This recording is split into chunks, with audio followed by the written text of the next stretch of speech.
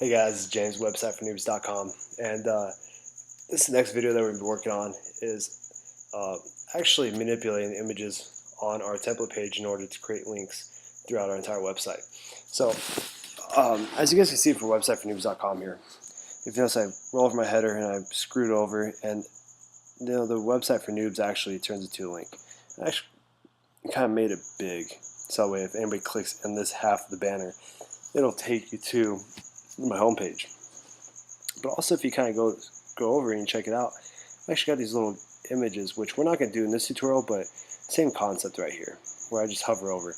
But also, if you go to my hosting page, where I allow people to make reviews on hosting websites and click on the links. Now, if you look, if you go to any of these website hosts on the left-hand side, it actually gives me a little clicker hand. If I go to the right-hand side, the images actually change colors, and all this is just image. I just manipulate images, laid them over each other, and establish some link areas. So if I was to actually go to Arvix and click visit site, which Arvix is what my current website for host website is hosted by, it would take me right to the Arvix website. The same thing goes for like Just Host. It'll take me to the Just Host website. Okay, so let's go ahead and check out how we do that. All right. Now, for those of you that are paying attention, can't even talk now. For those of you guys who have been following along with these videos, you guys have seen us do quite a bit. We had a couple images, created a bunch of pages, and all kinds of stuff. So, currently, if we were to actually open up our template page, and say if we opened up our, let's go to my site, do pages, subpages, and then we'll go to, let's say, page 1. If we open that guy up, preview in Safari, for some reason,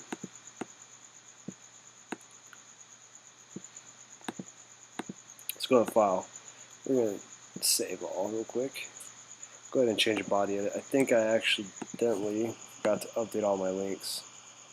So save all, update. Alright, so if you guys ever have that happen where you open up an HTML file that's based off a template and the other page didn't change, it's probably because for some reason, or you may have actually saved it and forgot to click update links button, which, you know, I actually kind of do quite a bit. And sometimes it seems like with Dreamweaver CC, it doesn't actually give me the pop-up to update the links. So I'm going to go ahead and update. It's going to update all of them. So I'll just go ahead and make sure it's the entire site, and the box likes it. Alright, so let's go ahead and close that out. Now let me go on my page, my HTML page. Preview in Safari, go ahead and save. Alright, so now, as you can see, that was a simple fix. All I did was added a little X to the body, X edit, which doesn't really matter because no one's ever going to see that. On page 1, it automatically updated all my links for me. Right? So, for those of you guys who have been following along, within our template page, I'm going to go scoot this over. In our header and our footer, we establish backgrounds of our images. So in the main CSS, you'll see actually a header background image and a footer background image. And there's a reason why I did that.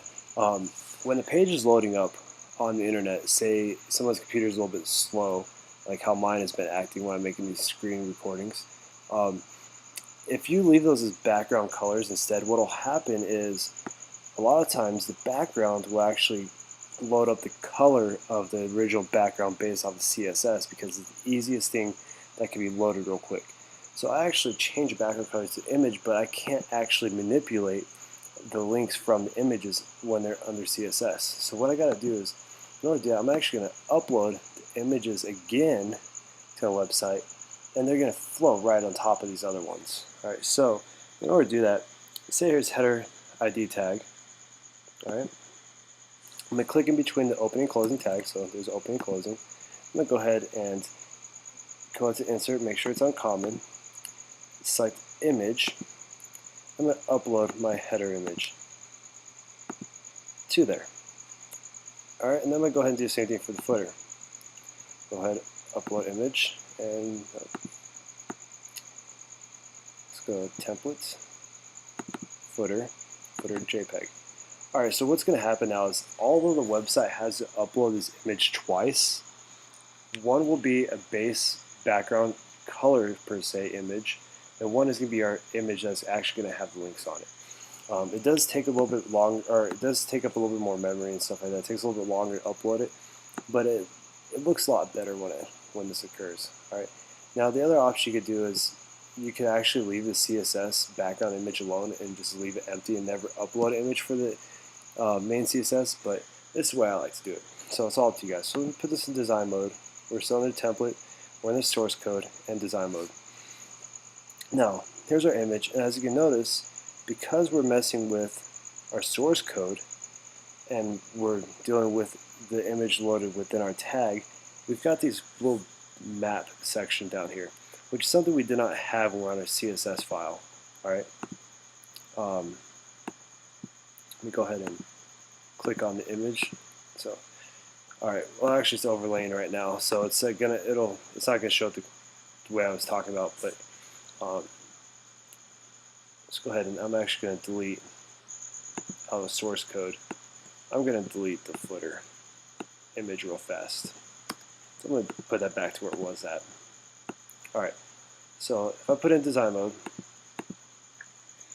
if I click on the footer right now, since we're acting like I never uploaded the image within a div tag, I don't get that little section down here, but on the header, I now do. Alright, so simply what we're going to do is we're actually going to click on this little box guy right here in the bottom left, and I'm going to highlight a bunch of this section right here. Let's say like that much. Then you get this little pop-up box, select OK. And this is link. It automatically puts a pound sign. What a pound sign in a link does while you're building a website, it says, hey, treat this as a link, although it's not a link. But what we're going to actually do is we're going to actually assign it to our home page. That's why we actually built up all these pages so far. So we're actually going to assign it a page now. So click your folder, browse folder. Let's go back to pages, select on sub, go find a correction. Let's go back all the way to my site. Home HTML is in our very top folder. Select that one. And then what we'll do, since we already messed around with this, and this guy's still selected, we're going to go ahead and do that for the sitemap. But if you guys recall, we actually did not create a sitemap file yet. So we're going to go ahead and leave that one as a pound sign. So now you guys see how we're doing this. We're going to go ahead and split the screen again. Footer, I'm going to re-upload that footer image. So image, upload footer. Put it back in design mode. I'm going to click this little box right here, and I'm going to go ahead and put boxes around each one of these little text guys.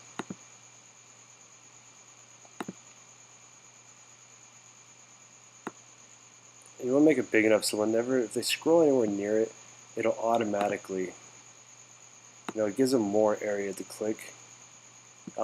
Makes it more likely for them to click on a page on accident, which is what I'm not saying you want people clicking on a page on accident, but they may be coming over here, click on it, and it'll take you to your page, and actually your analytics will reflect it.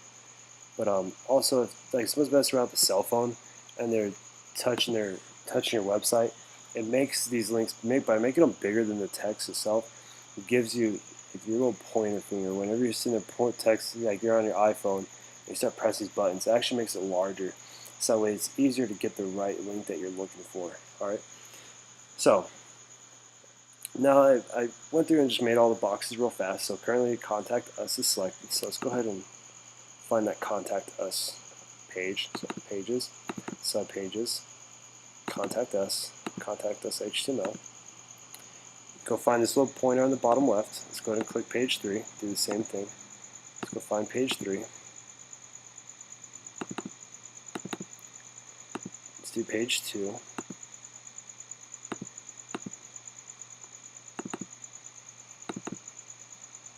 Page 1.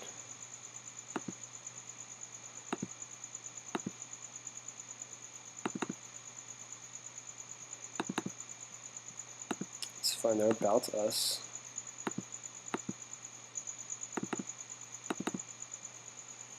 Alright, and that is it. And then our home page, we gotta make sure that is selected for index file. So let's go our main folder, find home.html, and then go ahead and file, and we're gonna save all, and we're gonna update everything.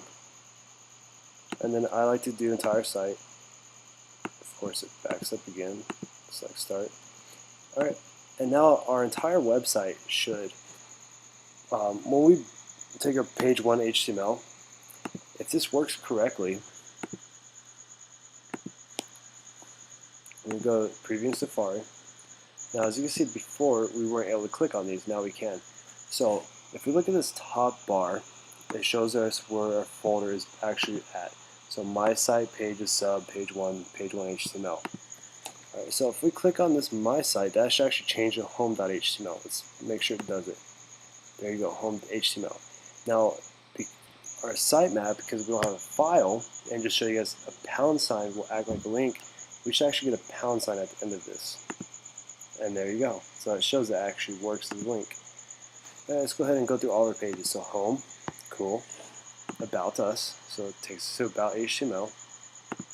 Page 1 HTML.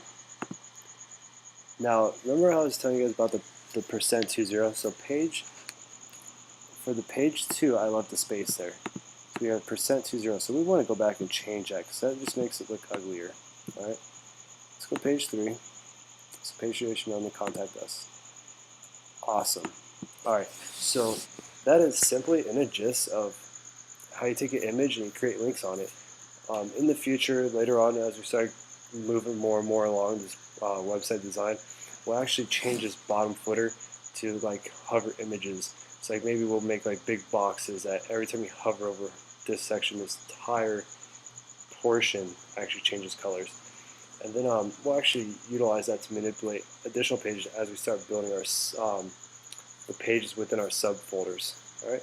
Well, anyways, that's a pretty quick tutorial. And if you guys like these tutorials, please subscribe to us on YouTube. If you guys go to websitefornoobs.com, as you see, we only got 1 like right now. Our website is brand new, so we're actually still working on it. If you go to websitefornoobs.com, give us a like on Facebook, take a look at the website overall, browse through it, see what you guys think. You know, we're eventually going to do pretty much all this stuff that's on our website right now. We're going to show you guys how to do everything, so that you can actually develop your website pretty easy. The last 4 tutorials I made, I've actually made within the last 30 minutes or so, 45 minutes. Sitting here, I'm actually at home right now creating this tutorial, so it's actually quite simple to build websites very fast. And if I was actually talking and doing it, it would actually be so much faster. You could actually build an entire website within a couple of hours, and you built it from scratch. So, and that's what our goal is here. We're not trying to teach you guys how to be professional, like graphic designers and create whole JavaScript websites. We're teaching you guys how to build a simple website that get the job done as quick as possible, as easy as possible from the basics. So, thanks for watching this video. You guys.